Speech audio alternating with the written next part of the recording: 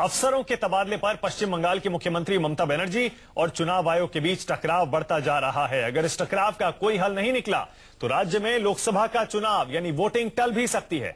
चुनाव आयोग ने राज्य सरकार को अधिकारियों के तबादले के निर्देश का पालन करने के लिए 24 घंटे का नोटिस दिया है और 2:30 बजे आज दोपहर में ये डेडलाइन खत्म हो रही है। जी हां, अब से ठीक 1.5 घंटे बाद यानी ममता बनर्जी को 2:30 बजे तक चुनाव आयोग के नोटिस का जवाब देना है।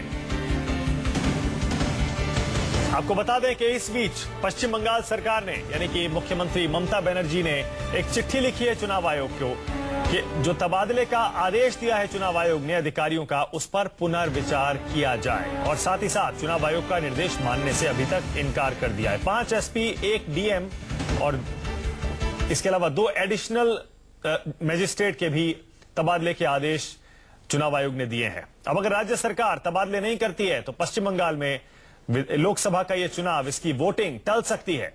देश के लोकतंत्र के इतिहास में शायद ऐसा पहली बार हो रहा है जब चुनाव से पहले अफसरों के तबादले पर चुनाव आयोग और मुख्यमंत्री में इस तरह के टकराव की स्थिति पैदा हुई है। ममता बनर्जी की ओर से चुनाव आयोग को चिट्ठी लिखी गई है और ममता बनर्जी ने इस चिट्ठी में चुनाव आयोग से गुजारिश की है कि अधिकारियों के तबादले के निर्देश पर फिर से विचार किया जाए।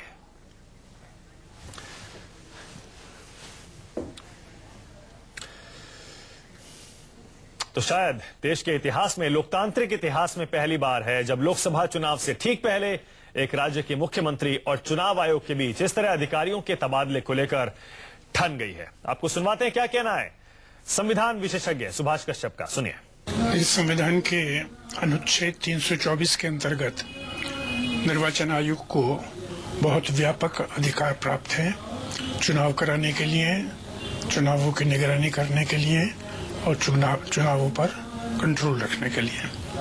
उसके अंतर्गत वो बहुत कुछ कर सकते हैं और चुनाव के समय जो सरकारी अधिकारी होते हैं वो भी निर्वाचन आयोग के अंतर्गत आते हैं।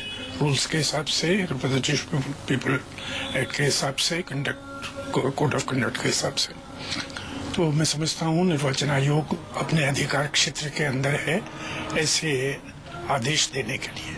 अब अगर उन आदेशों को नहीं माना जाता तो फिर निर्वाचन आयोग तय करेगा कि वो क्या रास्ता अपनाए, क्या कार्रवाई करे। राज्यपाल को अप्रोच करे, राष्ट्रपति को या केंद्रीय सरकार को अप्रोच करे या अदालत को अप्रोच करे या स्वयं निर्णय ले कि जिन कॉन्स्टिट्यूएंसीज में ये समस्या है वहां पर निर्वाचन स्थगित किए जाएं।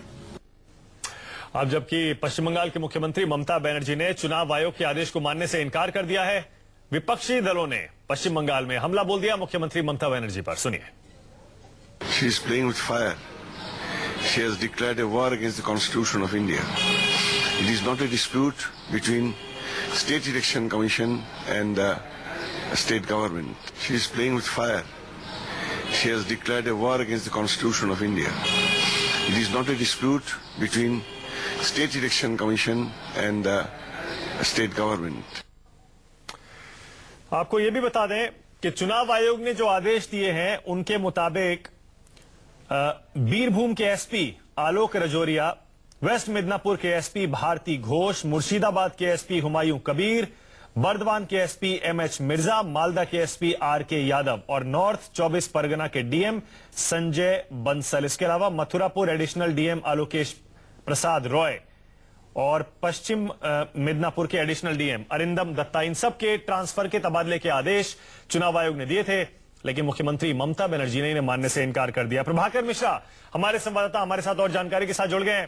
प्रभाकर, 2:30 बजे डेडलाइन खत्म हो रही है और पश्चिम बंगाल के मुख्यमंत्री चुनाव आयोग का निर्देश मानने को तैयार नहीं है, उल्टे चिट्ठी लिखकर कह रही है कि चुनाव आयोग पुनर्विचार करे। क्या लग रहा है आपको, अगर 2:30 बजे तक सरकार चुनाव आयोग का निर्देश नहीं मानती है तो कितनी आशंका है कि पश्चिम बंगाल में वोटिंग रद्द हो सकती है?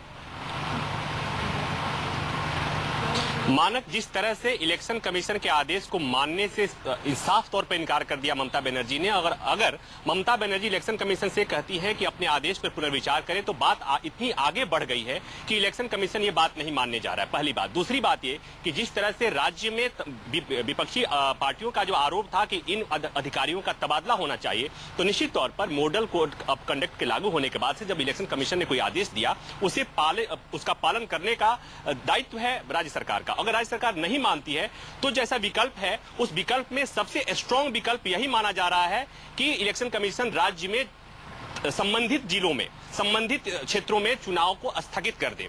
हालांकि अभी ये अगर मैं दिल्ली मुख्य जो चुनाव अधिकारी का कार्यालय है वहां की बात करूं, वहां के सोर्सेज के हिसाब से मैं बात करूं तो यहां बताया जा रहा है कि स्टेट निर्वाचन आयोग की तरफ से रिपोर्ट आएगी, वो पहले बताएंगे कि आखिर करना क्या है, उसके बाद यहां पर बैठक होगी, उसके बाद मीटिंग होगी, उसके बाद से तय किया जाएगा। लेकिन यह देखना दिलचस्प होगा कि ममता बनर्जी ने जो बात कही है इलेक्शन कमीशन से कि वो पुनर्विचार करे, क्या ममता बनर्जी 2:30 बजे के पहले अपने फैसले पर पुनर्विचार करती हैं?